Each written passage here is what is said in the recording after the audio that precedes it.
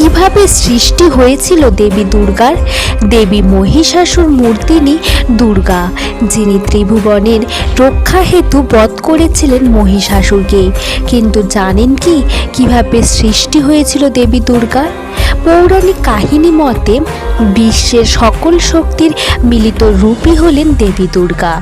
জানা যায় রম্ভাসুরের পুত্র মহিষাসুর, যিনি ঘোরতর কঠিন তপস্যা করে ব্রহ্মদেবের কাছে ত্রিলোক বিজয়ের বর লাভ করেন। এহেন অপরাজেয় অত্যাচারের হাত থেকে রক্ষা পেতে দেবতাগণ উপস্থিত হন শ্রী বিষ্ণু ও মহাদেবের কাছে। এমন সময় ত্রিদেবের পরামর্শে পরাক্রমশালী মহিষাসুরকে বধ করার জন্য সকল দেবতাদের দেশ থেকে এক অপূর্ব নারীর সৃষ্টি হয়। এই নারী মহিষাসুরকে বধ করেছিলেন, তিনিই হলেন দেবী দুর্গা।